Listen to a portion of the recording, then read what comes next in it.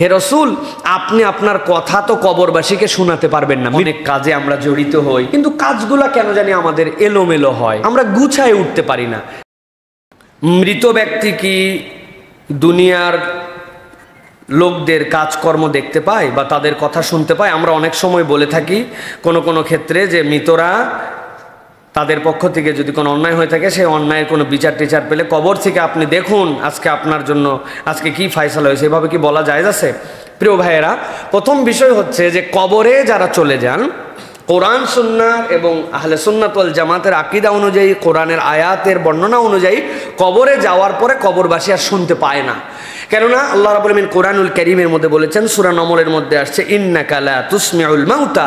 হে রাসূল, আপনি আপনার কথা তো কবরবাসীকে শোনাতে পারবেন না, মৃতদেরকে আপনি শোনাতে পারবেন না, কেননা তাদের হালত পরিবর্তন হয়ে গেছে। কিন্তু এখানে একটা কথা আছে, একটা হাদিস আমরা শুনেছি যে যখন মৃতকে কবর দিয়ে চলে আসা হয়, এরপরে মৃতর আত্মীয় স্বজনের পায়ের শব্দ, জুতার শব্দ সে শুনতে পায়। ইমাম ইবনে তাইমিয়া রাহমাতুল্লাহ এটার ব্যাখ্যায় বলেছেন যে ওইটা একটা হালত, কবর একটা হালতের নাম। ওই হালতে যখন ওই ব্যক্তিকে ফেরেশতারা প্রশ্ন জিজ্ঞাসা করার জন্য রূহ তার মধ্যে তাকে ওই হালতে উঠায়, ওই সময়টুকুই কেবল সে শুনতে পায়। কিন্তু এইটা জেনারেল না যে যখনই আপনি যাচ্ছেন বলতেছেন শুনতেছে, এরকম নয়।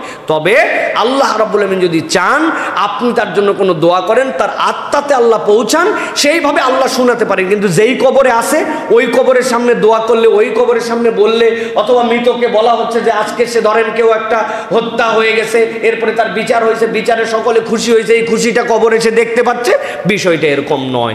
ওইটা একটা হালত যেটা কবরে প্রশ্নোত্তরের সময় শুনতে পায়, আর বাকি সময়টুকু আল্লাহ তার রুহানিভাবে যদি তাকে জানান সেটা হালত। কিন্তু কবরে যে আছে ওই কবরেই সব দেখতেছে অথবা কবর থেকে শুনতেছে, এটা আহলে সুন্নাত ওয়াল জামাতের আকীদা নয়। আশা করি আপনার উত্তর পেয়েছেন। অনেক পদক্ষেপ আমরা নেই, অনেক কাজে আমরা জড়িত হই, কিন্তু কাজগুলা কেন জানি আমাদের এলোমেলো হয়, আমরা গুছায় উঠতে পারি না। কাজটা হয় কিন্তু অনেক হ্যাসেলের পরে, অনেক ঝামেলার পরে কেন জানি আমার কাজটা সুন্দর করে সহজভাবে ফ্লুয়েন্টলি আমাদের কাজ হয় না। এরকম সমস্যায় কম বেশি আমাদের সকলের জীবনে আছে। হলো কাজটা, কিন্তু বহু কাঠখড় পুরানোর পরে কোরআন আমাদেরকে একটা দোয়া শিখাচ্ছে, যেই দোয়ার দ্বারা আমাদের জটিল কাজ, কঠিন কাজ, এলোমেলো কাজ, মনের অশান্তি এবং আমি কি করব না করব এই পেরেশানি থাকে, এই কাজগুলিকে সহজ করার জন্য আল্লাহ রাব্বুল আলামিন সূরা কাহাফের মধ্যে কাহাববাসীদের মুখ দিয়ে একটা দোয়ার কথা বলেছিলেন, যেই দোয়ার কারণে কাহাববাসী 3টা নিয়ামত পেয়ে গিয়েছিল। আল্লাহ কোরআনে সেটা বলেছেন, রব্বানা আতিনা মিন লাদুনকা রাহমাতাও ওয়া হাইয়্যি লানা মিন আমরিনা রশাদা। রব্বানা আতিনা মিন লাদুনকা রাহমাতান ওয়া হাইয়্যি লানা মিন আমরিনা রশাদা। কেউ যদি এই দোয়াটা নিয়মিত পড়ে, আল্লাহ রাব্বুল আলামিন তাকে নিরাপত্তা দিবেন, আল্লাহ তাকে সুন্দর জীবন দিবেন, আল্লাহ তাকে সঠিক পথ দেখায় দিবেন। আমার জীবনে কি চাই? নিরাপত্তা চাই। আমার জীবনে কি চাই? সুন্দর একটা জীবন চাই। আমার জীবনে কি চাই?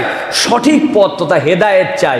আল্লাহ রাব্বুল আলামিন ওই বিপদগ্রস্ত মানুষগুলাকে একটা গুহার মধ্যে 309 বছর শোয়ায় রেখে দিয়েছেন, কুকুরকে পাহারা দিয়েছেন, চাঁদ সূর্যকে এমনভাবে সেট করছেন যেতেও রোদ লাগে, আসতেও রোদ লাগে, কাঠ পর্যন্ত পরিবর্তন হয়। আল্লাহ নিরাপত্তা দিয়েছেন, হেদায়েতের রাস্তা দেখাই দিয়েছেন, নিজে তাদের জন্য খাদ্য থেকে সব ব্যবস্থাপনা দান করে দিয়েছেন।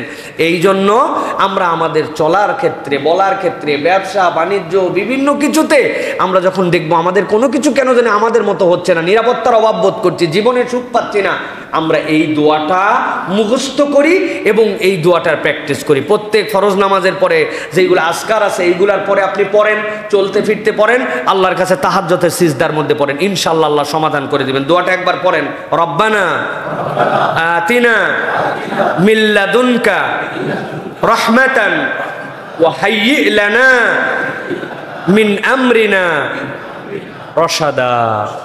আল্লাহ আমাদেরকে কবুল করেন। সূরা কাহাফ 10 নম্বর আয়াত, এই আয়াতটা মুখস্থ করবেন ইনশাআল্লাহ। প্রিয় ভাইরা, আল্লাহ আমাদেরকে বোঝার তৌফিক দান করেন, আল্লাহ আমাদেরকে কবুল করেন।